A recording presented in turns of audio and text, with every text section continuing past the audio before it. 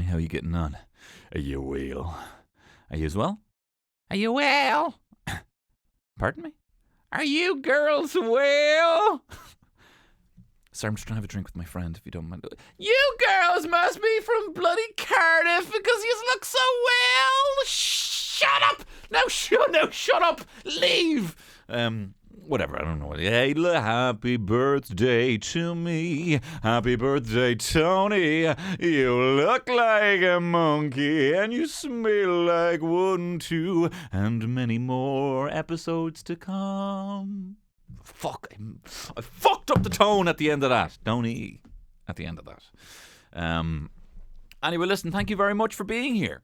It is my 1 year anniversary from launching this podcast. The podcast that launched 1,000 ships and made smile 1,000 lips. That is this this show.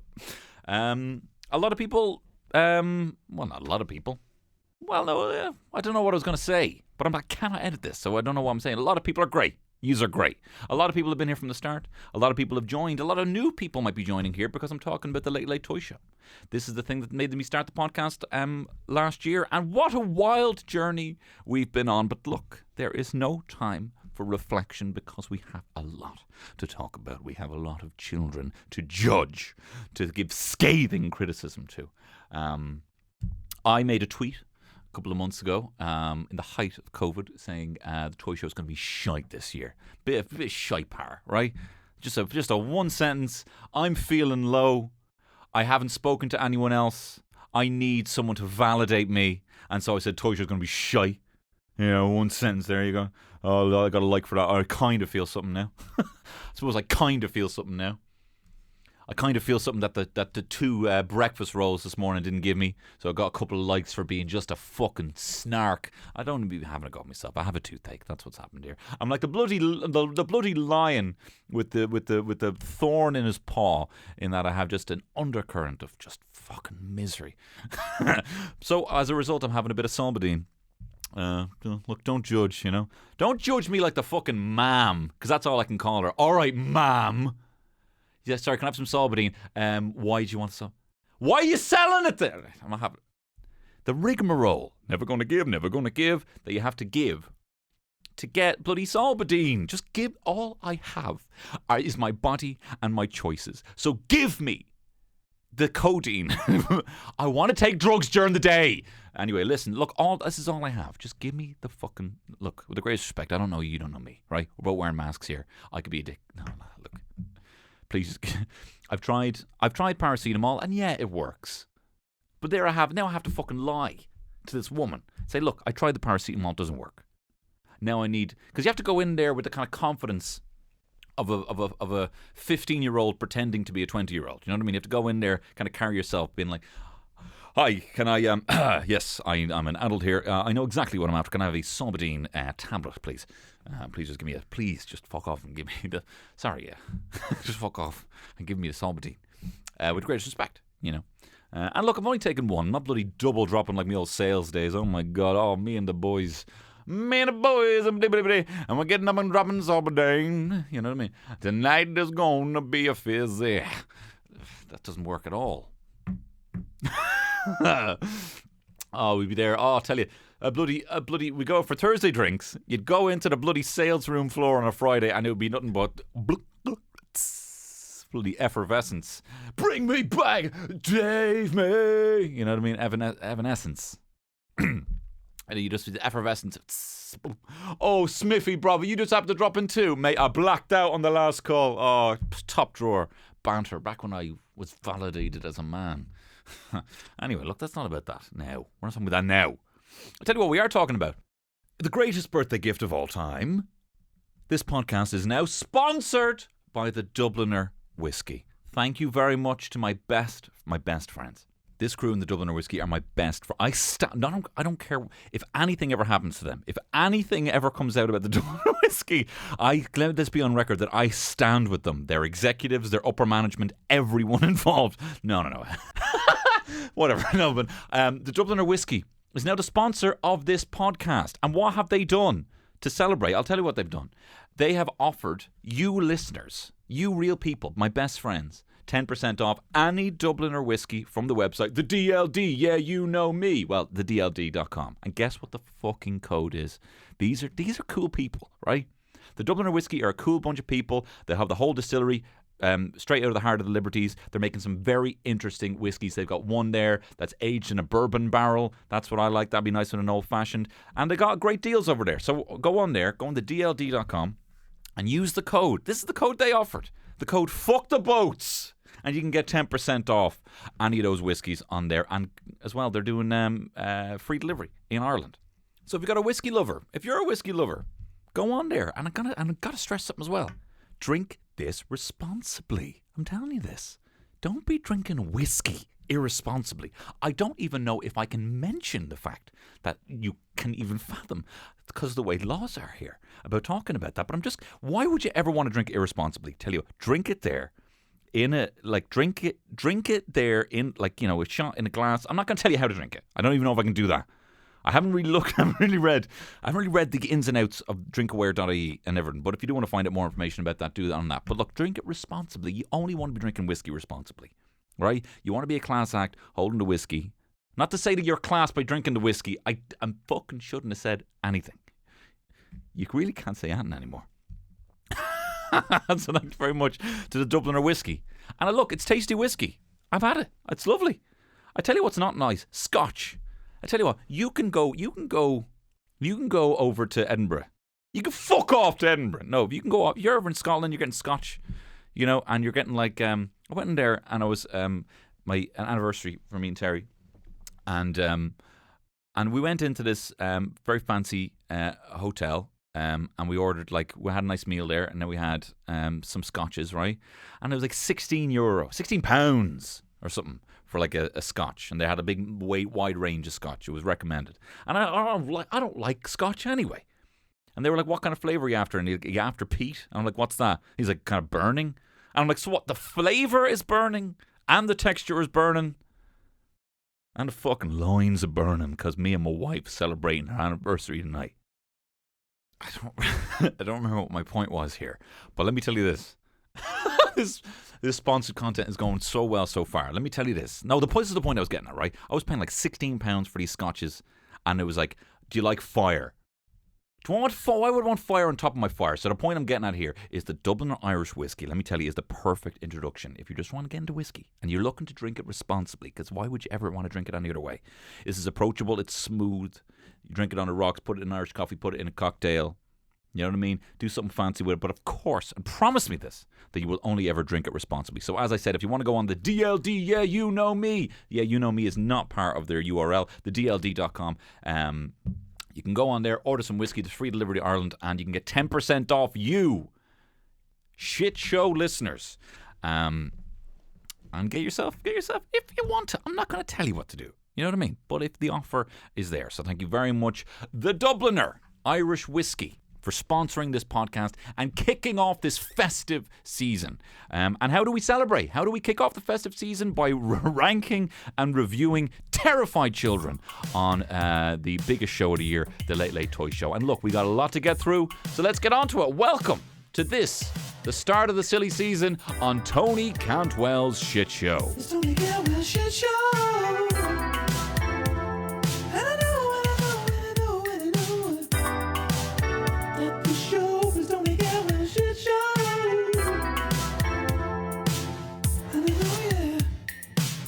And I know you and you know me, and we got toys and we got our Christmas trees, we got dangly ones, we got flangly ones, we got bling bling bling bling bling. Whatever. You've been here a year. I don't need to impress you anymore. You're like my fucking wife. I used to lie and say I was good. I used to lie and say I was mad into poetry and that I could paint, and then it's just now I fucking have you. I can't paint. And I can't rap, right? But you're here, so why would you want to go? Look, please don't leave me. I need you, right? I fucking need you. I need you to validate me. I need to stop talking about validation. Well, actually, do you know what? That'll actually be a pretty good segue here. To speak about validation on this toy show, right? Ryan Tubridy did not have it was not a very enviable task to get out there and do this not in front of or without a live studio audience, when you have a live audience there to give you the validation for the shite patter and the laughs and applause, and literally when you always have in your back pocket that you can give them a Fitbit and they're going to go apeshit, you know, and you can get the cheers and everything, that's going to fuel you throughout this, you know, almost 2.5 hour show. When there's no one there, when you're not even sure how people are responding, if they're liking what you're given, it's very hard to keep motivated. And I was very impressed. I got to say, I'll save my final star rating for Tubbs at the end of the show. But look, let's get on to it. Right, here we go. Late. So the theme of this toy show was Roald Dahl, right? It's well known that Ryan Tuberty's a fucking bookworm. And look, he's a nerd, and I love him for it. Look, I'm a well-documented card-carrying Tubbs stan, right? I love Tubbs. I think he's great. And to be perfectly honest, here's a fucking hot take. I think he's the best Late Late Show host I've ever had, to be perfectly honest. I think he's the best. I think he is genuinely curious, not condescending. I think Gay Byrne could sometimes be Uncle Gay, look, heart of gold and everything like that. Crisps, and all that. The ongoing rivalry with Dustin, love Uncle Gay. Bit condescending to Sinead O'Connor before. Bit condescending to Boyzone, the boys. Seeing Stephen Gately out there dancing, doing spins, and he's like, thinking they're on another planet. Let me tell you, he was on another planet, fucking Pat Kenny. When Pat Kenny had the lads from Jackass, the Jackass lads, on, he actually offended them. They had a segment where they went off to Japan, and he said, now look, can I ask you lads, when you were out in Japan, did the bloody Japs have it? And they were like, whoa, what the fuck, hey, whoa. You watch that clip, I think it's online. You know, Pat Kenny. Look, I got some fucking stories I could tell you about meeting Pat Kenny, but I'll save that for another pod. Let me tell you about Tubbs. Tubbs is firing in all cylinders for the quadrants. He's not firing, he's just delivering, right? He's delivering on all the quadrants, right? He's got enough to appeal to a metropolitan Dublin and rural Ireland, you know. He's got enough to appeal to a young person and an older person. He can speak to Russell Crowe, and he can also speak to, speak to like a victim of child abuse. Like, genuinely, he is competent enough to deliver on all those things with a level of empathy that you certainly wouldn't see from Pat Kenny, but also you wouldn't see on, like, Jimmy Fallon. You're not having, this is not Jimmy Fallon, right? This is not David Letterman. It's not trying to be that. So if you compare apples to apples, that's not trying to be that. The Late Late Show is its own thing, right? It's a bit boring. It's not particularly interesting all the time. I never watch it, but I think he's the best at it, you know? So there you have a little shit sandwich for you there, Tubbs. It's a bit boring. Not into it. You're the fucking best in the world, out of you cunt. No, I think he's great. And I've obviously met him before. And he's a genuine bookworm, right? I remember I met him at the Young Scientist competition, and I had a copy of A Clockwork Orange. And this is back when I was getting everyone to sign everything. If I ever saw a celebrity, I'm like, can I have your signature? And I got him to sign a copy of A Clockwork Orange. And he wrote on it, he said, firstly, it was his favourite book. And I was like, yeah, right, you square. Yeah, right, it's your favourite book. I never read it. I just had it in my bag in case a girl ever asked me what was in my bag. And I could be like, yeah, Clockwork Orange. Don't know if you know Stanley Kubrick, but I'm fucking sound, you know. So I never read it. So I was like, oh, this square's never read A Clockwork Orange. I've still never read the book. But he signed it and said, enjoy the Moloko. And I'm like, I don't know, you know what that means. Turns out it's Anthony Burgess slang for milk. All right. So he was presenting the winners of the Young Scientist, and it was a boy and girl pair in the same school. And he goes, so that's great. Now I suppose, what will you do to celebrate? Will you get together after this? And they said, no, we're siblings. And he got flustered and he goes, go on. Go on. Should you not do a bit of incest to celebrate winning the Young Scientist competition? But, you know, we've all been there. You just don't, I don't know what else to say. Go on. Anyway, the Late Late toy show. It starts in a library. Protagonist Tubbs is trying to bloody enjoy himself, and all these bloody kids keep popping up. Again, they're setting the precedent here that this is a man who in real life does like kids, but the character of Tubbs does not like kids, and he's shushing all the kids. And then we meet a second Tuberty Fox, and I could not believe this was live. I'm like, how are they doing this? Is it some sort of mirror, you know? And it's him actually singing. And I couldn't stop saying, we had a WhatsApp group going for this, and I couldn't stop saying, could you imagine Pat Kenny trying to do this? He came out on an elephant.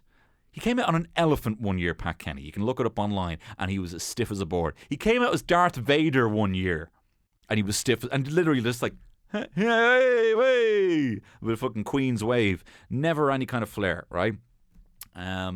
But anyway, and then we go live. We're here. It's Roald Dahl team. You got a Willy Wonka corner. You got a BFG corner. Tell you this something. The big-eared boys in the band, I couldn't take my ears off. And there was sometimes some very harrowing and sad stories these kids were saying. And there was just like the keyboardist with these massive ears just kind of staring down in quiet silence. I found it difficult. I found it difficult, if I can make one criticism of the band. Their big ears, I found very difficult to take my eyes off. So they're all dancing around. You got Wonka kids. You got Veruca Salt dancing around. You got Twits. And let me tell you, there's fucking Twits dressed like Hagrid dancing around. But they're dancing. So it's a Spotlight stage school, right? And they're dancing like fucking Samantha Mumba. Do you know what I mean? Like the Twits. Like I would have thought would not be like her, you know, a bit more kind of like gruff. But they're all like, you know, shaking their hips and like moving and jiving like, you know, S Club 7, like rubbing their hair. You know, rubbing their legs. I thought the choreography for the Twits, I would have had just like, how are they going to embody the character? You know what I mean? They should all be kind of dancing in character. So I thought that was fucking shit. Anyway, then we get a first look at this fucking Zoom audience. And let me tell you, this was my biggest issue. These fuckers in the Zoom audience. Why should I give a shit about these crew? They're getting sent a Fitbit. They're getting sent that just the everyone in the audience when I couldn't cut to the audience, and I know they had to do it, something like that, you know. But I'm like, well, why couldn't I be in that audience? You know what I mean? There was something tactile about the fact that they could get in there. They had a ticket to get in, and you could visualize them leaving, you know, with their hamper full of stuff, and that was always very exciting. I would always visualize the hamper when they would add the hamper. But these fuckers just sitting there, not getting like, you know what I mean? They didn't get dressed up. They didn't look great. Look, they didn't look great. They didn't, you know. I just, also, there was always something kind of satisfying about it, cutting to the audience, the live audience, and like everyone in the audience, the way, because, I don't know, it was just, you were always jealous of the audience, right? And you're always like, oh, fucking sick. They got what? They got a voucher for what? And you just be getting sicker and sicker and sicker. But I used to always kind of visualize what the hamper would be, and them taking home this big hamper and going home, and the kids are like, what did you get? What did you get? You know? But when it's kind of like, oh, we'll send it to you. Oh, we're going to send it to you. Oh, we'll send you that. I didn't get the kind of sick feeling. There was always a very satisfyingly sick feeling when they were just like, oh, and then we'll Zoom it to you. We don't even know how many people are here. Can't even count how many people are here. You'll pop up, you know. I didn't like the Zoom audience, right? I didn't like the Zoom audience. And also, if they're an audience, you couldn't hear fucking at, you couldn't hear at and off them. In fact, I will say that was a massive fuck up across the board. Do you ever watch? I haven't watched I'm a Celeb. I did one episode of the I'm hooked on I'm a Celeb, the Vanilla J's I'm a Celeb podcast, and I watched one episode just so I could be on that, right? The fucking sycophants that they have behind the camera laughing at everything Ant and Dex say, where they're like, you know. Can I say you look very well? Shh, you know, like the shy parrot hat up top, and you hear like from behind the camera. Where were these fuckers here? So that's definitely one criticism. They should have had two absolute just people who laugh at everything. People, can I even trust you because you're laughing at everything I say? Oh, nice one, man. Sound, you know. So just two people sitting behind the camera. It was a shame. Anyway, look, we haven't even got into it. So, what we got here? So yeah, we have the first mention of Cavan. The bloody Cavan lobby here. Bloody Kevin McGahern getting in with this crew lobby. And the amount of mentions of Cavan, I thought it was shocking. Maybe fucking Dublin should win the Ulster final. Get a look in. Because it was fuck all Dubs on this pod. When's the pendulum finally going to swing back for the Dubs? When are we going to get a look in? But anyway, he's dressed as a fox and he looks great, and a lot of fox puns up top, you know. And he's good. And I was like, this is going to be great. He's going to be here doing puns, reading the auto cue. But I tell you, serious lack of laughs from people behind the camera, and that's just the last I'm going to say about that. Anyway, loads of fox puns. He holds up his paws. Let's pause, he says. Breaking fox news, he says. I started as a cub, he says as well, and he has. You know, he says, what was he said? Oh yeah, this show almost didn't happen. We're here by a whisker, you know. But yeah, I thought we're stopped there. I would have had, you know, maybe him later on go, for fuck's sake, to one of the kids, for fuck's sake. And they're like, what? No, he's no fox, you know. And then he maybe says to one of the kids, well, hopefully your mother is here, and hopefully your ma is a bit of a vixen, so we can get our fox off.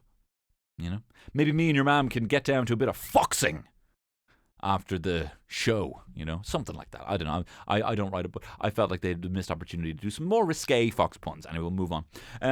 So yeah, again, the BFG band constantly taking my attention away, especially the big-eared keyboardist. He's very good, but the big ears, I found difficult. So then they bring out this fucking COVID officer, this fella. He's got a little 2-meter stick. And I tell you, he's not doing well for the old COVID officers. You know what I mean? Like, you know, we're all getting through this together, right? You don't need to come out here with your tricolour gun, spraying hand sanitizer, and he's all like, "Put your hands up, keep your distance." Now, I don't know if he got some bad directions backstage, or if his old lad or his ma said, "Oh yeah, just be tough," you know. But in this day and age, do we need some tough guard coming out here poking people with a 2-meter stick, holding a gun? ACAB, bitch. All cops are bastards. 1 star, you little rat. That'll be the end of you. Anyway, so thank you very much, Matthew, for that 1 star. Tubbs gets on a bike. He starts cycling around. He starts referring to the child from The Mandalorian as Baby Yoda, Morto. Nudging Terry, Morto, this guy. And not even that, you know, not even mention his official name, as we realised the same day if you watch Friday's Mandalorian episode, where the child, aka Baby Yoda, if you're basic, found out his name is, skip ahead 10 seconds if you don't want to find out Baby Yoda's real name, Grogu. Cool. I like it. A lot of people are like, what the fuck is that? I love it. I think it's great. Grogu. And it's cute. And it's also kind of Yoda-y and Yaddly, but not totally, but also just, I like it. But Ryan, you should have watched the Mando. You need to be making time for the Mando, even if it's the biggest night of your career. So then he sits down, and he does a little sketch about a little skit where he's pretending to be working from home. He's sitting at a little desk. He's getting loads of phone calls. He's getting picking up loads of babies, and I nudged Terry again. I said, "That's us." I said, "Nudge her hard in the tit," and I said, "Terry, that's us. Look at that. He's with the baby."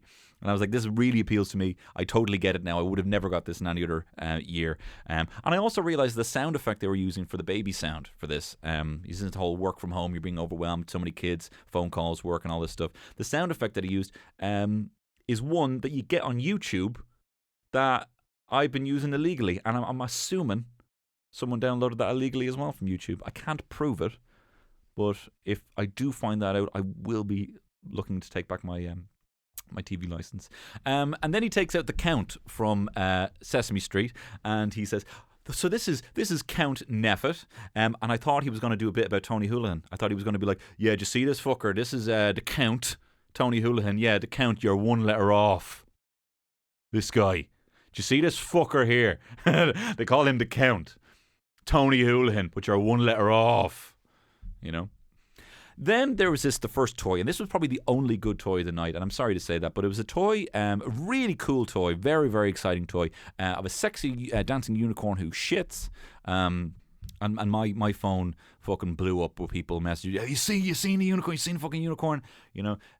Tubbs puts the microphone to it, and it starts dancing, and it's like, what you gonna do with all that poop inside your butt? And honestly, it's as if a Russian bot went into my Google search history and just created this toy based on predictions that it thought I might like. I was very impressed.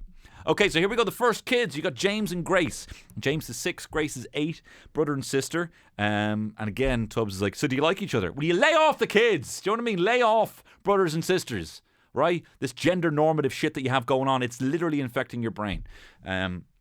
But then they kind of sell it. Yeah, sometimes you play husband and wife. I'm like, all right, fair enough. They're fucking freaks, right? And James has a nice Tommy Hilfiger shirt. This is the thing. Where do these kids get fit? That's never going to fit them in like a week. Let end fast fashion, guys. Maybe rectify fast fashion. I still buy things. Anyway, so then they start doing some puppets, right? And Grace is absolutely mortal when James can't find his fucking puppet. He's looking for Mr. Bob, right? He's looking for Mr. Bob. He eventually grabs a rabbit. We're not entirely sure if it's Mr. Bob. And he does some sketch where he kind of puts the rabbit out, and it's kind of this like funny bit. He's like, do you want some lemonade? He does as the rabbit, right? And then as the rabbit starts aggressively filleting himself, like it's just like, and it's funny. It's pretty funny. Hey, do you want some lemonade? Well, how about this? You know, and then Grace takes out this big long-necked puppet, and then Ryan says, "The neck on you," which I had a chuckle on. And then she goes, I'm Polly Protestant. I live on Mars." And I thought the hilarious, scathing commentary of the Orange Order. I thought that was very, very funny.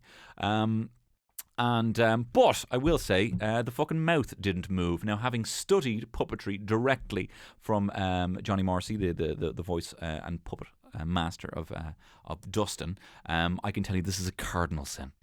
You know, sorry, Grace, are we? If I was Ryan, I'd be like, "Sorry, Grace, are we to believe this is a telepathic puppet?" Then move the fucking mouth. You know what I mean? I tell you, you pull that fucking shit at the Monkstown Puppet Festival, you'd be hung up like fucking Pinocchio yourself, all right? If you were an adult, not if you're a child. See this? I'm gone fucking soft now having a kid. You'd be hung up. Anyone pulling that shit, you'd be hung up. Anyway, they move on. They do a shake and vac segment where they are showing out these kind of hoovers, and they kind of shake a load of powder onto the floor. And let me tell you, man, it looks like fucking the green room, man. This looks like fucking Gak City. Looks like Tubbs' fucking dressing room, man. There's so much fucking white powder. You expect Maradona to come back from the dead and dive headfirst onto the carpet. But anyway, they leave, and I would have given them 3 stars for the hilarious political satire, but the young lad let the side down big time. The smutty, blowy bit up top. Look, you got to ease people in. I've learned that the hard way, right? I used to start very dirty and then realise that people would just be dirtied out by, halfway into the show. I have to ease people in. So doing the smutty, blowy bit and the mouth didn't move. I'm sorry. You're kicked out of community. You'd be strung up in Monkstown Puppet Festival, and you're off to a fucking horrible start. 1 star. Can this year get any worse? Anyway. Next up, Saoirse, the adorable red-headed vet. She has Toby, Toby Tuberty, the dog. Now, let me tell you about this dog. This dog's got fucking COVID, right? And this little... Let me tell you about this fucker, right? Toby fucks it. He's been doing the rounds. He's been getting in contact with a load of other dogs. And now they have to do contact tracing. He's totally grassed up all his mates, right? And now this redhead kid is giving him medicine. Apparently she's got some advanced Pfizer vaccine that she's given this dog. But this is what happens, right? What happens is she says the dog doesn't want it, so he needs to be knocked out, right? This is true. This is true. The dog doesn't want it, so he's to be knocked out. And then she puts him in a cage for 87 days. This kid has some insider knowledge. I am telling you, we do not want this vaccine. We do not want to be knocked unconscious and locked up away from our families for 3 months. Stop the vaccine. No, I'm only messing. But it was weird to hear her where she thought of all this stuff. Anyway, then she says she's been writing letters. She's been writing letters to Michael D. Higgins asking about all of his previous girlfriends. Yeah, sure. Yeah, yeah, sure. And David Williams. She writes a letter to him about the time that he swam. Did you know he swam the English Channel? He's never brought that up. To be fair, he's very nice. He's very engaged. And actually, at the time, I was like, this is a bit boring, this kind of Zoom message that he recorded. But then when you see the caliber of the rest of these, you're like, actually, fuck yeah, he's pretty engaged and actually quite funny. I would have said, do you know what, Saoirse? Ask him about the time he did blackface for Little Britain and see if he... and how much exactly per pound did you get paid for Little Britain? That's what I would have asked if I'd had him on Zoom. Anyway, she was better than the last 2, but not great. 2 stars. Sorry, Saoirse. Now we get the first performance. It's Blinding Lights. And it's... To be fair, better than the band. I'm not having to go with the big-eared boys in the band, but this is pretty good. The kids are pretty good. They're doing the Blinding Lights TikTok dance. You know, the kid with the braids, I think was the best kid so far. I think up to fucking Dubs, I'm assuming, the kid with the braids.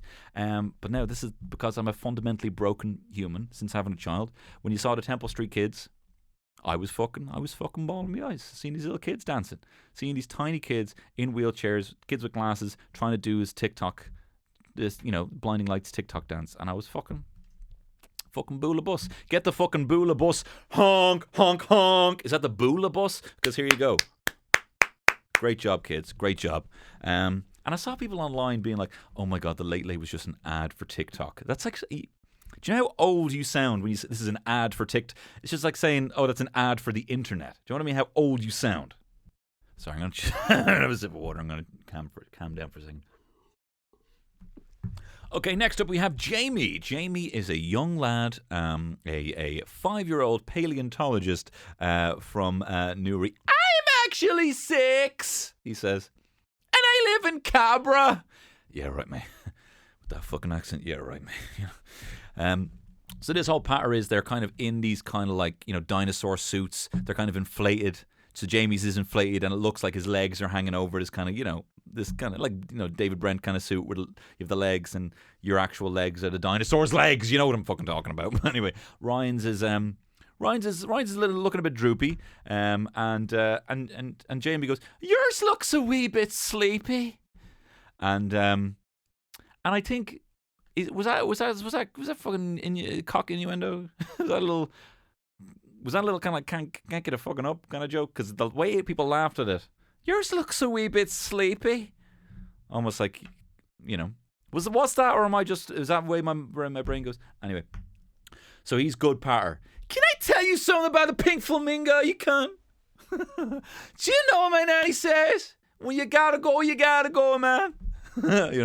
And then Ryan is they're doing a bit of power, a bit of back and forth kind of dinosaur jokes. He goes, he says, what do you call a dinosaur that sings? And I didn't write down the punchline for that. What would it be? A songosaurus, a tyrannus, something with a choir. Anyway, it doesn't fucking. And Jamie, what do you call dino fossils? Lazy bones. Oh my god! Did you not know? And then Jamie clearly has the spotlight here, and Ryan's trying to get a joke in. He goes, "Now, what do you call a dinosaur sleeping? A dinosaur?" And then Ryan goes, "What do you call the scariest dinosaur? A pterodactyl." Jamie hates it. Clanger. First big clanger of the night was Ryan's joke. I mean, definitely the self-filleting bunny and the Polly Protestant from fucking Mars not moving her mouth was definitely the second clanger. I think they both had a clanger each. Those two Monkstown Puppet Society outcasts, but that was definitely a clanger. And I was thinking, do you know what I mean? Like, can I judge these dinosaur jokes if I don't have better ones? So I wrote a couple of dinosaur jokes here, and here's one. Okay, here's what do you call a dinosaur that fucks? Tyrannosaurus Rex. But I'd also accept Shagosaurus. Another one. Here's another one. What do you call a dinosaur that burns the ear off you in some random chap's kitchen at 4 o'clock in the morning? Pterodactyl. Anyway, they do an obstacle course and the kid kills it. The kid absolutely kills it. Ryan just absolutely embarrasses himself in the ball pit. And it's difficult for me to, that's a hard pterodactyl pills to swallow because I do like the guy, but he was simply outclassed by Jamie, the 5-year-old. I'm 6. Oh, yeah, right, mate. So Jamie, I give him 3 stars, but you know what? I got to deduct 1 star because you're a little liar, man. No fucking way you're from Canberra, and you're 5, so 2 stars. Done. Now we do a sponsored little Fitbit bit. Gives everyone in the audience a virtual Fitbit. I hate them. I just hate this virtual audience so much. If this was me hosting it, do you know what I'd say, here's a Fitbit for everyone in the audience, so get up your fucking lazy, pathetic arses off your fucking couch and run, I'm not having a go. I didn't, Anyway, next up. Anyway, Ryan is trying to get out of the dinosaur suit. His little feet are stuck. He's like, isn't this just an analogy for COVID? And I'm like, I don't even know. I think you know what that means, because it's not. But it did remind me of the scene in Peter Jackson's King Kong where he snaps the jaw of the fucking T-Rex. And I thought that was cool. So next up, you have Sam. Sam is an experienced camper. And the whole bit here is Sam has brought his bag of tricks. And Ryan Tubridy, assuming from home, has brought his camping essentials, what Ryan Tubridy would bring on a camping trip, right? So this is interesting. Let's see what the kid who camps all the time and what Ryan Tubridy, the host of this show, would normally bring camping, right? Let's see if there's any kind of similarities here. So Sam, the experienced camper, takes out a bit of wood, the friction wood, the kind of Tom Hanks, I have made fire kind of wood, right? And fucking Tubbs, this fucking clown, takes out a fucking coffee machine.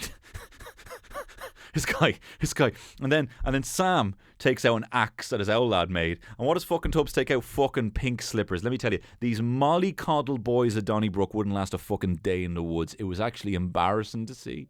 It was embarrassing to see.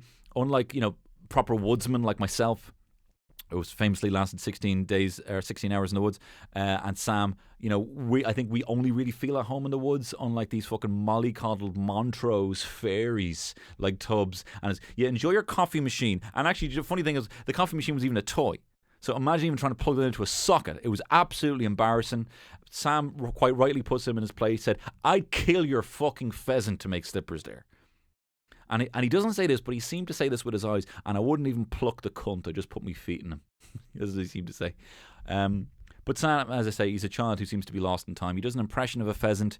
He does some superfluous thing with his hand that seems unnecessary to get the sound of the pheasant. And look, I hope the kids these days find bird sounds as cool as I do, but they didn't find them cool when I was a kid and I used to do impressions of a pigeon.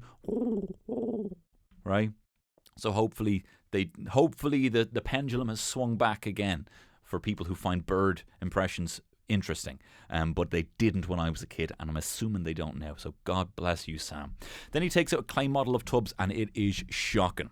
And Tubbs is like, it looks smashed. It looks like an anvil has fallen on it. I reckon he dropped it, and he was like, fuck it, I'm not fucking doing it again.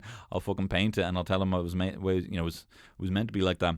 And Tubbs says, where did you get that image of me? And I kind of expected Sam to be like, where did I get this image? I predicted it from the future when I kill you, when I literally when I fell a tree upon your head. But he says, I got it from the internet. Anyway, then he takes out a branch and he starts cutting a load of leaves off it. And personally, Sam, I wouldn't close with this bit in future. This is kind of what we would call it, Sam, honey. This is kind of this is kind of what we would call in the biz middling content. I'd finish with the threat of killing the pheasant in future. That was a good bit. I'd close with that. I give you, Sam, 3 stars. So you're the top performing kid so far. And now we have so it's middling. So now we have another gift for the audience. It's €500 in TK Maxx. Why did I say match? To everyone in the audience. So they have so far the TK Maxx and the Fitbit. They're doing all right. But again, a little voucher, a little card being sent to someone on their couch. It just is not juicy. It's not sexy. I'm not into it. Next up you have from Galway, 8-year-old Saoirse. And she's cool. She's very matter of fact. They have a whole thing. They have these kind of like furry pink bags. She takes out a book. He takes out a book, says how to be a TV presenter. And I want to say to you, Ryan, do you know what? You fucking wrote that book. You are killing it today, Hunty. I'm loving you. She has a little dog. It's called Lush. Lush the dog is her best friend. And we find out, right, and we're not expecting this, we find out that this day last year, when she was watching the toy show, unfortunately, she had a pain in her ankle, right? And they thought it was broken. They put on a cast, and then they found out that it was actually a fucking tumour. And this kid, and the way she puts it is absolutely heartbreaking. She says, I had to have my leg taken away from me. Just taken away. Like, it seems like there's been so much conversations about where the leg is and that the leg is somewhere and that they she was they had to take the leg away from her. Just away from me. It's almost like, it's just heartbreaking to hear. And to be fair to her, her demeanour about this whole thing, she's so cool. She's so fucking calm about everything. She's got a prosthetic. It's got a unicorn on it. It looks badass. It's amazing that they can have that in this day and age, that it's not some kind of weird, kind of dummy, pale beige thing that you would have seen from like the 80s. And, and she's got shoes and everything. And then she has this whole thing. It's like, her whole thing was she had 3 dreams. And this is, again, Tubbs just letting her say the bits she needs to say, and then kind of like jumping in, bits to kind of, and let me tell you, you had 3 dreams, didn't you? You had 3 dreams. What was one of them? To be in the Late Late Toy Show, and you hear, ding, that's one dream accomplished. What was the other one? To be walking by Christmas. She gets up on her fucking crutches, and she starts walking. Ding. And then he's like, okay, what's the last dream? And she goes, a family holiday. And then, unfortunately, the reveal is she's being sent to Florida. And I'm like, Tubbs, as if this fucking kid hasn't had enough problems, and you're sending this fucking kid. I know it's Disneyland, but Jesus Christ. And then, but then the fucking ma comes out. Rosanna, the ma, comes out. She's fucking crying from the side. And to be fair, folks, to Rosanna, she's an attractive woman. She's like 6'3" with heels. She's like a fucking supermodel. She comes out here. The cameras aren't ready for her. They don't quite get her in frame, because she's very tall, and you could see the kind of cameraman a bit taken aback, was not expecting her, and again with the heels, you know what I mean? And then it's revealed, right, that they did some fundraising. They did various fundraising for the prosthesis, because she has to have prosthetics up until the age of 18, and they donated so much that they didn't keep it. They donated it to hospitals. And in the spirit of this whole thing, you lead into the toy show appeal. But before we get on to that, I'm going to say, do you know what, Saoirse? 4 stars, right? The top performing. You're humble, not over the top, classy, polite. You went in there, you delivered a message, and you you kickstarted this toy show appeal. And this is where we start the toy show appeal. So this is the whole Community Foundation Ireland. It's the toy show. So sorry, normally what they do is this like competition, right? And they decided not to do a competition. And do you know what? Fair fucks to them, because they could have done with the money. They could have done with RT directly getting this money. Do you know what I mean? Everyone's, they could have done with it, but it's impressive that even in a bad year, they're like, this would actually pay for a lot of stuff. There's a lot of people who try and win that. They try and win it. There's always some sort of competition, Late Late Toy Show or the Late Late Show. And they didn't. They do a toy show appeal, which is basically Bernardo's, Children's Health Ireland, that covers Crumlin, Temple Street, etc., and Children's Book Ireland. Half of them are going to get that, and then the other half is going to be dispersed among other kind of smaller charities. And let's see if this proves to be a wise decision. Anyway, Ryan then starts talking, taking some books out of a cart. Some fucking idiot didn't put the books facing the right way. He's like, oh, here's a cart of books, and all the books are facing opposite the camera. There's only one section, there's only one part where the camera faces. I think the stage is now in the round now, because they don't need the seats for the audience. That's why we've been able to walk around. So the camera's in the middle. It just has to face the epicenter, and somehow it's facing the wrong way. I expect resignation on the desk of D. Forbes Monday morning. Anyway, now we meet some more Cavan crew, more bloody Cavan. Come on, Cavan! And you got Angela, Fionn, and Christopher. And Christopher, the tallest lad, has some serious moves. He serious hips. Serious hips on him, like shaking his hips, waving from side to side, waving the Cavan flag. So they said they were screaming at the telly when Cavan won the Ulster final. Angela, who was the youngest, she's so fucking cool, right? She's so cool. She's wearing these furs. She's laughing. She's smiling. She's engaged at everything she's saying. Just laughing at Ryan. Are you fucking serious, man? Christopher, the tallest lad, straight away with the Michael Collins. Kevin McGahern had a very funny tweet saying, after years of Billy Barry kids, these Cavan kids fight their way to the front, and the first thing they mention is Michael Collins. Fair fucks, and dead right. So Ryan is like, oh, Michael Collins the rebel, and Christopher goes, yeah, hero and rebel. And he starts chatting about Irish gorillas. I didn't know we had any of them. Angela is just beaming. She's just so fucking cool. She says she sings to her dolls. She sings to her cat. She laughs at the idea of her cat purring and singing back. They do, oh, Roshidava, oh, Walia, oh, Roshidava, oh, Walia. She got this book that's singing in Irish. Fionn, he's a cool guy. He's reading Chris Hoy's book. I was given out about Chris Hoy because I was confusing him for Bradley Wiggins on my Bake Off podcast. Chris Hoy seems like a good guy. He wrote a book about being a champion for kids. And these are the messages that Fionn took from this book. He says, I like this book because it says believe in yourself. It says don't listen to haters and don't dream something's impossible.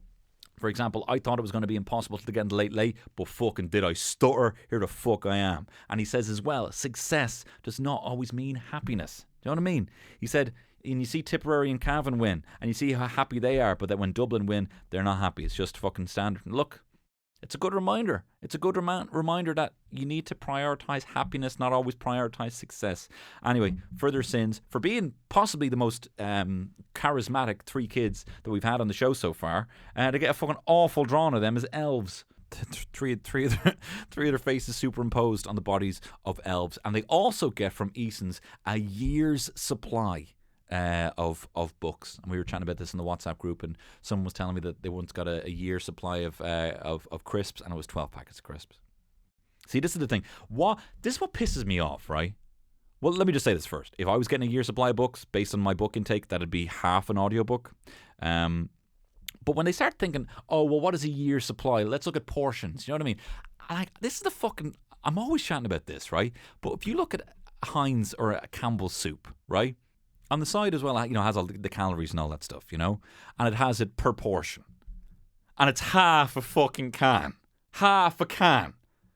Like, what? Like, I sometimes just think of just the trickery to confuse me. Like, you only printed that on the can. Obviously, you know for a fact everyone eats a fucking... It fills up perfectly to like just an inch below the top of a regular bowl is a tin of soup, okay? Half of that will be half a bowl of soup, which no one's ever going to fucking order, right? So the fact that you're doing it just so I, on the off chance, look at it without barely reading it, you're trying to purposely confuse me. You're lying to me about the amount of soup. There's packets of crisps that you look at, and they're like half or like a packet of fucking chocolate buttons or something, and it's like, okay, this is the calories per portion. Oh yeah, that's per bag. No, we expect a portion is half a bag because we expect you're not gonna. Oh, you wouldn't be so gluttonous as to finish a single bag of chocolate buttons. So this is what you do, right? You get me fucking hooked on the stuff. Hooked on the gear, right? Hooked on the sugar. And then you put it in plain view when I have to go to the till. It's all there. It's an impulse. It's an impulse buy. That's a bad habit. An impulse buy to add to the fucking sugar habit that you've given me. And not only that, then on this very same packet that you've pretty much fucking twisted my arm into mine, you're going to print on that, and by the way, this is 2 portions, you fat fuck. Shame on you. But anyway, they get a year's supply of books, and as I say, that would probably be like half an audiobook for me. I don't read that much. Next up, we have Gabriella. She's on a bloody pogo stick, and I could not believe that this is the national broadcaster where they're playing, like, this is like the biggest show of the year, and we're just like, yay, it's one of the fucking pogo stick. I think it's great. And I thought she was so sweet. She had, a lot of dark-skinned dolls, and she was like, this doll looks like me. This doll has my hair, This one has hair that looks like me, and that fucking just melted my heart. It made me fucking so. Just how much I fucking take for granted seeing myself, seeing someone who looks like me represented on TV, and not a lot of fucking people look like me, as you know, famously. It just broke my heart that she would like, oh, this doll has my hair, Wow. It was very sweet. Unfortunately, not good enough because they didn't have much chemistry, these two. I don't know. I caught Ryan on a bit of a kind of a weird part here. He couldn't seem to vibe with Gabriella. Personally, I thought, just get that fucking COVID officer rat out, get that 2-meter stick and give it to Ryan, because he needs to prod these children around, move them around. He's done so much to be able to manage where these kids go, without being able to, because previously he just grabbed them by the shoulders, move them, march them around, and it would move. But anyway, so she sits down with this doll.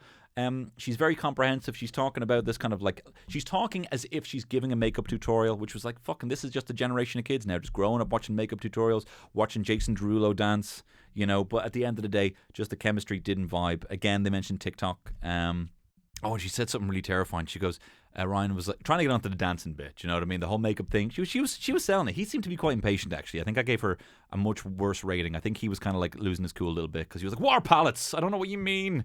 And she's talking about makeup palettes, you know what I mean? But anyway, then she said he was trying to get onto the dancing bit. He's like, so tell me about TikTok. And she goes, well, TikTok is a place where you make friends. And I'm like, oh my God, that's so fucking terrifying. That's so terrifying. Anyway, she does a Jason Derulo dance, but the chemistry just didn't vibe. Previously, I had written here 2 stars, Gabriella. But I actually think that Ryan let the side down as well. I think he could have got more out of you. So I'm going to give you 3. All right, I'll give you 3. Next, we get to Singing in the Rain. Oh my God. Ryan, he's singing in the rain. All one take. This is like the fucking restaurant scene from Goodfellas. They're dancing around in runners, by the way, making clacking sounds. Very suspicious. And it's good. He's dancing around. Looks like the set of Fair City. Someone sprayed a fire hose out, And I just couldn't stop thinking, imagine fucking Pat Kenny trying to fucking, trundle fuck his way through this dance. And then they're having fun. Everyone's out on the street, and the fucking COVID sends them back indoors. Police state, not for me. Anyway, ad break, and he comes back very dry, very suspicious. All these set pieces, I know they're meant to be live and not pre-recorded, but I found that very suspicious. And then it's revealed that they've already raised €830,000 on the appeal. And then he says, I only expected to raise a couple of 100,000. Which I don't think he should have done. I think that was a big mistake, right? Look, first rule of sales here, right? Don't be like, oh, I only expected you to be bloody given, Don't undersell it. Say I was expecting 10 mil. 830 is not good enough, Anyway, next up we have Aiden. Aiden is a kid who's mad into Twains, he says. He's mad into Twains. He's got over 700 Twains. And I said to Terry, see this fucker here? This fucker's new John Joe, mark my words. Did he live up to John Joe? No. But he does know loads about trains. And they start talking about Thomas the Tank Engine. And again, this is the hill I will die on. Change the name to Thomas the Train. Change the name to Thomas the Train. What is a tank engine? Thomas the Train. Percy the Train. And the rest. I don't remember the name of the trains. Anyway, he loves Twains. He's got 700 Twains, Thomas the Twain. Ryan's like, so who did the voice for Thomas Tank Engine? He goes, Ringo Starr. And Ryan starts... just the two of them seem like... It just seems like a part of the night is a bit of a lull. You know, it seems like, you know, the kind of... It seems like, to be perfectly honest, the two of them are having these kind of deep bag kind of conversations. Just the sort of questions he keeps asking them. He's like... Here, who's the best Ringo? Beatles Ringo or Tank Engine Ringo? And the kid's like, Tank Engine, man. And he's like, oh, and also, man, what even kind of fucking train is Thomas? You know, and he's like, a Tank Engine, man. You know, just seems like some deep, bad conversations to be had. And this kid is a fact machine. And then they start doing a bit of a kind of, what's it called? Mastermind thing, and he knows loads about Titanic and SpongeBob. And he also drops this that apparently Mr. Conductor, who we used to know as the fat controller back in the day, travels by gold dust. I don't like what they've done. They've changed it. I don't like it. I don't like the new Thomas the Train. Anyway, he wins. He gets all these questions right. I didn't get a single one of them right. And he wins a golden train ticket. And then Ryan is like, oh, what kind of prize is this going to be? And Ryan's like, so have you heard of Ian Rodair? And you're like, oh, fuck, this is going to... They literally just sent the kid to Disneyland. And this one's getting a VIP trip to Inchicore, to the train station in Inchicore, once the virus is finished. And then a VIP steam train tour of Ireland, which, to be fair, does sound pretty good. And then the little kid, what was his name actually? Aidan, yeah. And then Aidan, what? All these kids never know how to leave the set. I think it's because normally there'd be kind of someone there to actually touch them and grab them and kind of be like, just to kind of guide them off the set, you know. But he ends up kind of like walking. He seems to drop the whole facade of being interested in Ryan, and his face just drops, and he honestly looks like some sort of fucking MK Ultra mercenary as he walks off stage right. I gave the boy 3 stars. Anyway. Next up we have Tullamore Annie. She's a hardcore rocker, she says. Me dad got me into the rock. Me ma got me into the Bob Marley and the Beatles, man. I love Metallica. And then Ryan is all like, you've got great taste. And she goes, I know. And there we go. Patter machine. We know now she can fucking deliver. She's here. She's present. She's not thinking of all this rehearsed bits that she got from her parents. She's here. And then Ryan is even, he plays with it. He's like, all right, great. She's a bit of power. Who's your favourite parent? And she goes, I can't say. I'm not saying that. And he goes, whisper to me, and she goes, fucking me dad, big time. And then, and then he goes, oh, your dad, and totally spills the beans on her. And then he goes, tell me about your ma, and she goes, yeah, she's good, yeah, she's fine, yeah. Sometimes she's very cross, you know. And you could see the fucking, you could just picture the ma fucking freaked. I didn't do on to her, you know. Anyway. And then she's like, oh, so how would your mom be a bit cross? You know, like, how does she kind of talk to you? You know, say your dad's going to get the newspaper. And she goes, newspaper, you fucking granddad. She's not that old. Killer bit. Delivers. Now, this kid reminded me of me. She loves garlic bread. She loves Fanta. She loves lasagna. She loves chicken nuggets. Do you know what I mean? And she's even giving Ryan the patter. She goes, that's not fucking funny. You're on TV. You want to try harder, you fucking... You know what I mean? And the whole bit here is, it's like, okay, it's a big meal. They're having a meal together. And they're going to like reveal plates from, they basically lift it up being like, oh, what did you get for this, you know, for your starter, for your main, for your, and they're revealing all the dishes. And the fact that she's revealed all the stuff she loves, right, you're like, oh, well, I hope she gets that, you know. But unfortunately, she gets the things she doesn't like. She lifts it up, she gets a dry Weetabix, he gets Doritos, right? And then she fucking says out of nowhere, she goes, she says, why are you getting all the good stuff? And he says, I'm on the good list. And she goes, if you've been to jail, you shouldn't be on the good list.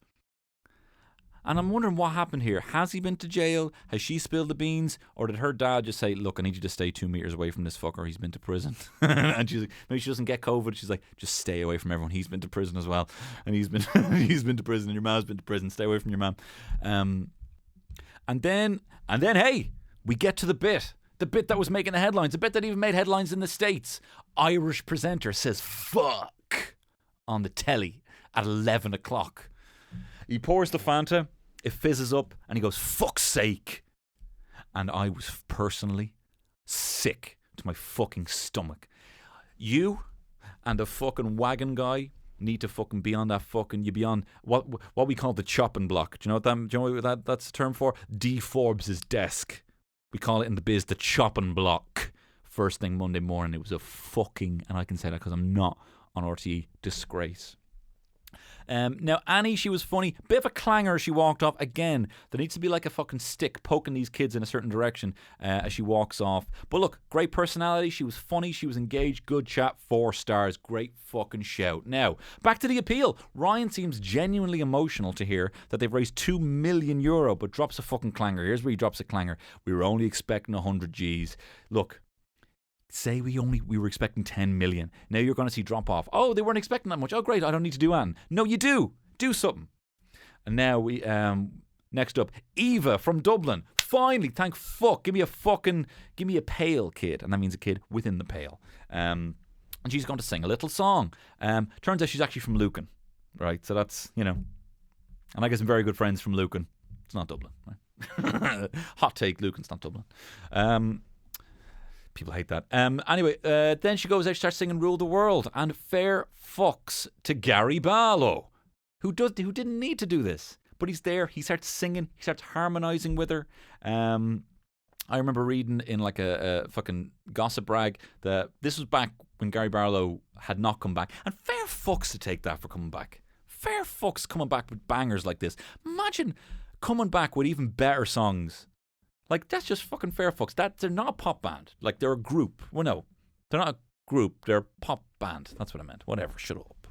But I remember reading Gary Barlow saying, I used to smoke 45 spliffs a day when they broke up. And look at them now, unifying the world's kids. We can rule. It was probably actually genuinely... I mean, it's not great. I still find that song corny as fuck because it's just used so many times for, X Factor. You light the stars. It's a yes from me. Please, Louis, please. Up above me. I think actually that's exactly. I did a video on that. I did a video on that using exactly that example. So it's a bit hacky at this point, but fair fucks to him coming back, Gary Barlow, and giving up his time to unify these kids. And New York Kid is selling it. He's wearing a scarf. He's standing outside Broadway. He is fabulous. But it also made me realize, you know what? Like, if they could get Gary Barlow on this to do a voice message. Where were all the people? Like, where were all the people to do video messages? Why weren't there more people doing video messages? Like, I can appreciate people didn't even want to come on. But, and they should have got fucking Ringo Starr. I know the kid didn't care about Ringo Starr, but fair fucks anyway, Barlow selling it all the way from his home studio. And then you have Ryan being like, we have kids from Adelaide, Times Square, Perth, South Korea, Dubai, Boston, Siberia. This is the Irish story. Woo! And he was getting very excited. Anyway, this is the part we're all waiting for. This is where you get the cars coming through and the bikes, right? And I was so excited about this because now the helpers and the elves around who were helping everyone around can't touch the kids. So I was expecting some major crashes. Very unfortunate we didn't get one. We had Emily on the pink 4x4. She was all right. You had Eli on the quad. He had a fucking dead lizard on his helmet. Probably fucking smashed into it in the back. You had Ella Fitz from Bray on a llama. An actual llama just going across. The fucking, like... Back in the day, you'd be jealous of them in like the fake Fisher-Price kind of kicking Flintstones cars, and now you've got a lad literally on a fucking hoverboard that's also a fucking go-kart. That was probably the coolest one. You got Ethan Hernandez fucking bombing past. No one really standing out, but it's very impressive the sort of helmets they have, what they're able to do with silicone with these helmets. Some of them had flames on them, some of them had dead lizards on them, some of them had unicorn helmets. It was impressive to see. Then you have fucking Kevin the Carrot. Kevin the Carrot is a very successful mascot. I don't like it, but I respect how well it's done for Aldi. And the thing is, it's because he looks like a carrot. Because you can look at a carrot and be like, oh, Kevin. You know what I mean? It looks exactly like a carrot, and he's got tiny little arms. He doesn't have big buff arms on. Like, it looks exactly like a carrot with tiny little stick arms. You know what I mean? That's why Kevin the Carrot works, because he looks exactly like a carrot. But anyway, Tubbs is going through the various Kevin the Carrots. There's a small carrot, there's a medium carrot, there's a life-size carrot, and apparently, unfortunately, the biggest one. Apparently, rumour has it that it wasn't actually a carrot doll. That Michael D. Higgins had actually dressed up as a carrot, but Tubbs grabbed him so aggressively, started flinging him around like a doll that he passed out. And I know, that's just... Anyway, next up, so then they give him €500 for Aldi. They got €500 for TK Maxx, they got €500 for Aldi. They got Fitbit. I hate them. I fucking hate this virtual audience and them getting their cards. Give me the fucking hamper. Anyway, the next toy tester from East Cork, Adam King. And this fucking champ, you've all seen Adam King. This kid, if If he were to speak in the Dáil about Atten, I would be like, march on the fucking streets now for Adam. Let us if he wants us to kill. Does Adam King want us to kill anyone? Does Adam King want the head of Micheál Martin? Because honestly, if there was anyone, I'm not, you know what I mean. But look, I'm just saying, Adam King, what a fucking kid. He comes out straight away. He breezes past Tubbs, goes to the centre of the stage, grabs, and he's not an attention-seeking kid. He's so humble and sweet and nice, and just seems like just the most morally pure and innocent thing I've ever seen on TV. And he comes out and he's just like, oh no, that's just what he was told to do, so he did it. He goes back over to Tubbs, but what an entrance. He comes in, and then he shows this little heart. He has a heart, and it says a hug for you on it. And there's a massive O on the 4, because he obviously made it himself. They laminated it. He's been bringing it around, because he's like, ever since COVID, I can't hug it, so this is a virtual hug. My eyes started sweating. Tears. It's a horrible image, but I was just this fucking kid. And he has a hospital toy, he wants to be a spaceman. He's like, I like hospitals because they're fun. I go to this hospital in Dublin, it's called Temple Street. There's a porter there called John Doyle, and he brings me presents, and he's so positive, and he just wants to spread love. And then he's like, why are you in the wheelchair? Because I have brittle bones. He lisped when he said brittle for brittle bones. And then he's like, what do you want to be? And he doesn't fucking say astronaut. Do you know what he says? He says, I want to be a Capcom in NASA. That's people who are on the ground. And he says, why do you want to be a Capcom? And obviously it's obvious, Ryan, why he wants to be a Capcom. You don't need to fucking drive it home. And do you know what this fucking kid says? He says, because I can't be an astronaut because I have brittle bones. I can't be an astronaut because I have brittle bones. He owns it. And he says, but that's fine. I'm going to be the closest adjacent thing, which is I'm going to be a Capcom. That's why when you asked me what I want to be, I said a Capcom. I didn't say an astronaut. I have totally accepted the fact that I cannot be a spaceman, and that's fine. And I'm going to still fulfill my dream because this is my new dream. He's a fucking inspiration, this kid. And he has a mic, and he's like, Ryan's like, okay, will you count down 3, 2, 1? He goes, no, hey, look, fuck you fucking clown. The countdown starts at 12. I know everything about being a fucking Capcom. Counts down, and Ryan sells it. There's music swelling. There's liftoff. Adam can't believe it. He's genuinely like taken aback with just the silliness. And this is what's so fun about it. You can just see the reaction of Tubbs being silly, and the kid can just do something with Jason, rather than Pat being like, hey, you, point, do something. You know what I mean? And he starts applauding like a madman. He's loving it. And Tubbs is like, do you think that John Porter is one of your heroes? He goes, yeah. Would you like to see him? He goes, yeah.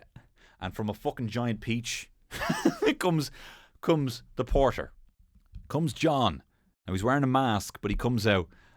My cousin Omar was texting. He's like, I know John. That is not John! ! I was cracking up. But no, John the porter comes out. He comes out. Adam lights up. He lifts up his fucking virtual hug. He lifts up his laminated heart to give him a hug.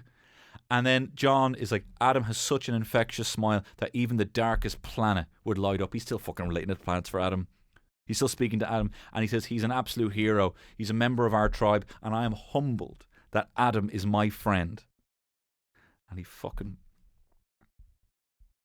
And then as well he leaves, and he goes back real fucking quick to get his rabbit, and he feels like looks like he's in trouble. He looks like he's in trouble. He looks worried. I'm like, don't you ever be worried. Don't you ever fucking be worried, Adam. And even that image of the heart, I've seen it now. I've seen it graffitied. My friend Luke Benson started posting it. He said, if you want to have it as a wallpaper, like just if you want to just download that. It's a hug, virtual fucking hug for you. Adam, tell you what, out of 5 stars, do you know what you get, boy? 6 fucking stars. 6 glowing stars in the sky, and you are one of them, Adam. And I have no doubt that Adam getting on this show, do you know what happened? You had the toy show appeal. Straight after that, €3.5 million. After the ad break, after people had time just to let all of this Adam fever come in, it was 4.5 million. I have no doubt that $1 million of that is down to this little boy and his little heart coming out there. Bula. Here's the fucking Bula bus. Great job, Adam. Star child.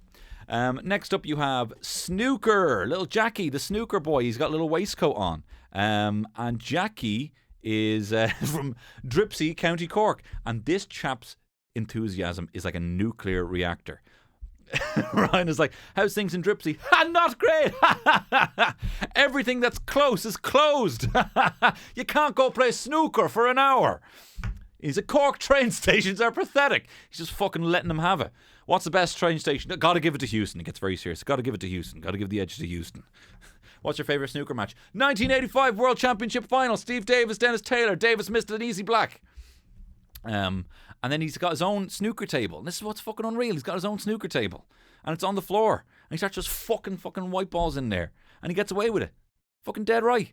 It's great. And then he goes, "Do you ever hear Ken Doherty?" And he goes, "Yeah, oh my God, he wants you to be his guest." And Jackie jumps. He goes, "Yes!" But I have to say this. Jackie's a good kid. Ken Doherty wouldn't even... You had fucking Gary Barlow get on there and sing and harmonise and unify the children of the world. There's some other people coming up later. And Ken Doherty wouldn't even fucking just jump on a fucking Zoom. No, it couldn't be ours. No way. No, you're all right. Tell him... What's his name? Jackie. Yeah, tell him he can come to be my VIP guest sometime whenever the fucking thing's finished. You know. Come on, Ken. Do you know what I mean? Like you literally can make this child's life. You ever hear Ken Doherty? Or fucking Steve Davis or Dennis Taylor. Are they alive? Whatever. I don't watch snooker. Anyway, great job. Shame on you, Ken Doherty. But congrats, Jackie. 4 stars. You fucking blew it. I mean, no, you did well. Like you blew the roof off the house. Whatever. I'm getting tired. Anyway, next up you have, but also just in general. Do you know what? I'm assuming that RTE got onto as many celebs as they could, saying, "Could you do a video message? We have these kids who would really love to meet you." Maybe there was one for Gabriella. You know, maybe there was one for some of the other kids, the puppetry. You know, I just think a few people, like the Irish people raised, and spoiler alert, 5 million fucking quid.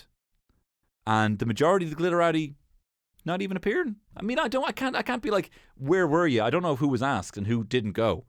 But it seemed like a lot of missed opportunities to even just get a video of someone. They had David Williams, there's a few people coming up later. And this one right here, Michael Maloney. This is the first time on the Late Late. He's a young, you know, he's got a little coiffy, little emo hair, you know. He loves Dermot Kennedy. He's talking about his family full of musicians. He says his dad passed away 3 years ago. Ryan says, "I know you'd be really proud." Let me tell you something about Ryan, right? He handles all this with such fucking class. I was listening to his radio show a couple of weeks ago, and it was an 11-year-old boy wrote into it and said that he was had these fuzzy feelings and not good, kind of bad feelings coming up about Christmas because his uncle was there last Christmas and his uncle died. And Ryan was there telling this 11-year-old kid on the radio in the morning, he was like, "Look, your uncle's not going to be there, and that's fine, you know. Things, not that's fine. Like, he's like, that sucks. That's bad. And as soon as that gets better for you, you need to just cry. You need to just cry your eyes out and cry some more. And then after that, you're going to feel better." Just explaining grieving and explaining mourning to this kid. Like, could you? The lads kept slagging me. He's like, could you imagine Pat Kenny trying to do that? But in general, forget about that. It's another world. Ryan Tubridy, fucking class act. And again, speaking to Michael, saying, "Look, I'm not overstepping, I'm not getting soppy. Billy, be fucking really proud to see you. Your dad be so fucking proud seeing you here." And a set of pipes on this kid. It's Michael Maloney, best singer so far tonight. Huge Dermot Kennedy fan, and guess fucking what? Dermo, he's a good lad. He messaged me on Instagram. He said he likes some of he loves the Nala stuff. He's a CCF, cartoon cat fucker, alumni. He comes out and the kid can't fucking contain himself. But you know what he fucking does, this Michael Maloney?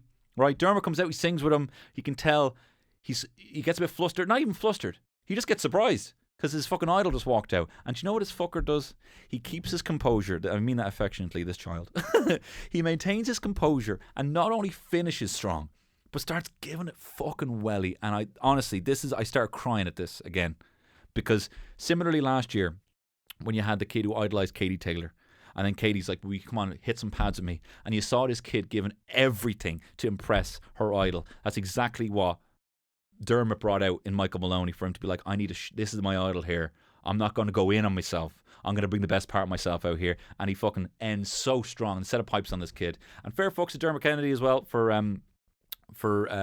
posting about it on his Instagram, saying this is where you can find this kid. I think last time I checked, Michael Maloney had like 50,000 subscribers on Instagram. Good guy, Dermo. Good lad. 5 fucking star kid. Great job. And he's even been told he's going to give him recording time at Windmill Lane. And this kid, he's flabbergasted. He literally is speechless. He is not, great job.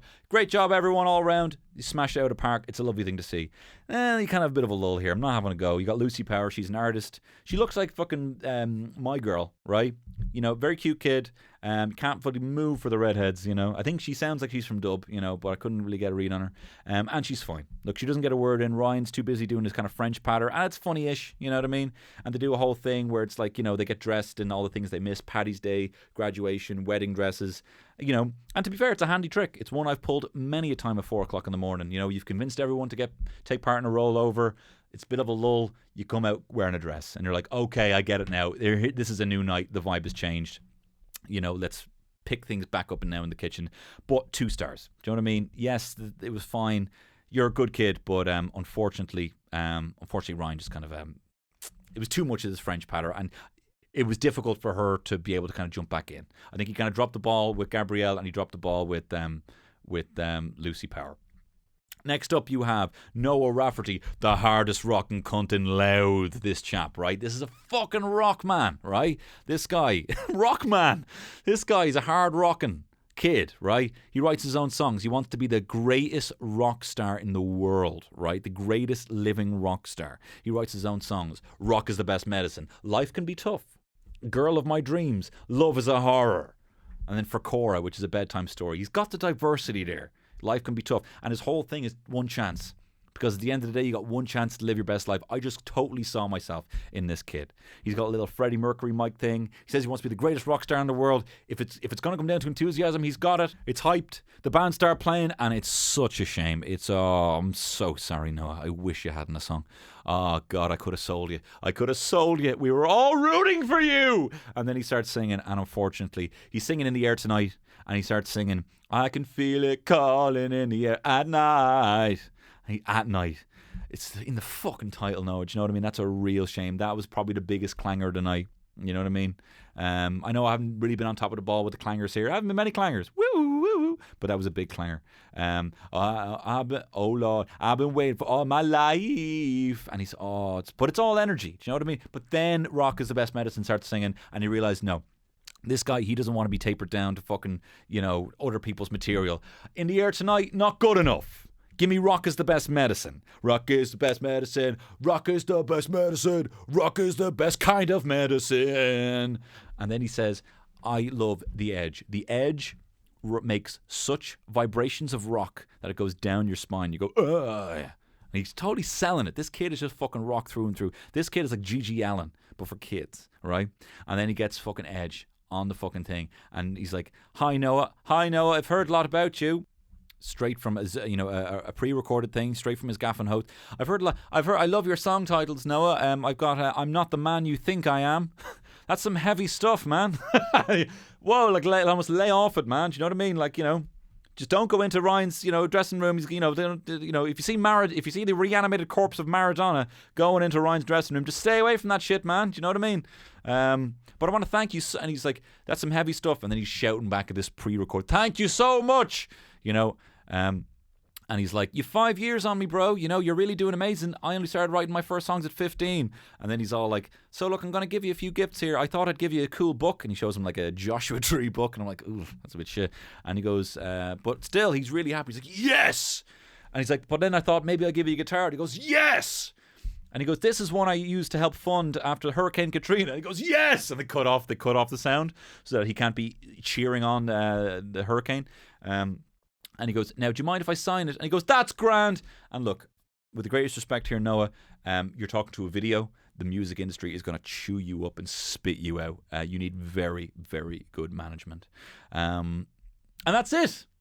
Fuck. I mean, it crept up on me as well when I was watching it live. It was like, shit, this kind of has gone out in a bit of a whimper. It should have maybe ended with Rock is the best medicine. But anyway, the virtual audience get another fucking shout. Fuck them. Bunch of shower. They close out the show again with the kids. With We Can Rule the World. You got the Wonka kids, you got the Twits, and by the end of the thing, they made €5,250,000. Bool, here comes the fucking Boola bus for the Irish public. Because fucking well done. On such a small population. And you know what? I think a lot of that down is to the stars. The stars are coming out tonight. You've Adam King's a star tonight. For you, for you. And Noah, sorry, Noah. Oh, Noah's a 5-star kid. Did I say that? Noah, yeah, you're a 5-star kid. You're fucking unreal. Rock is the best medicine. And fair fucks again to Ryan Tuberty. Ryan Tuberty, here's the Bula Bus for you. Ha ha ha. But 4 stars. Let's see how you do with an actual audience if you want to get that 5th star. But very close. Very close. And look, I'd love to, I know people expect me to come on here and shit on all this. I am a fundamentally more broken human since having a child. Although I did say I was pissing tears last year when I was watching. It's just one of those things. It's a great show. I like it. And I like it for different reasons. Not enough fucking toys, though. So I give the whole show 3 stars. Look, it wasn't great. It wasn't a great overall show. But they did the best they could. And I will not be grading this on a curve. It was a 3-star show. But fair fucks to Ryan. 4 stars for you. And to the Irish public who raised almost $5.5 million, a special honk from the Bula Bus. Honk. And thank you very much for people who've been listening to this show for the last year. You have fundamentally changed my life in the fact that now I get to do this full time. Because of your very kind generosity with your time listening to this, recommending it to friends, and for the very kind number of you who are supporting me over on the Patreon, allowing this to be my full-time job. I cannot thank you enough. And hopefully I'm reviewing these these adorable frightened children for the rest of my broadcasting career. I would also like to thank my new sponsor, the Dubliner Irish Whiskey, for the very kind support of this pod and future pods. Again, go on the DLD.com and you can get some phenomenal whiskies brewed straight from the Liberties in Dublin. 10% off with code FUCKTHEBOATS and their free delivery in Ireland. And as well, if you would like to support this pod, if you would like to be some of those people who do support this pod, over on the Patreon every single Friday I do a bonus episode. I'll be doing loads of Christmas films for the month of December. I will be doing my top 5 Christmas presents. I will be giving my top 5 ideas, well not top 5, but my ideas for Christmas presents. Ones you can do for free, some that can just cost you just less than 20 quid. I'm compiling a list right now. That'll be a podcast episode over on the Patreon. And thank you very much. I will either see you over on Friday on the Patreon or next Tuesday over here. All the bus. Bula Bus. Honk, honk, honk, honk. Bye-bye.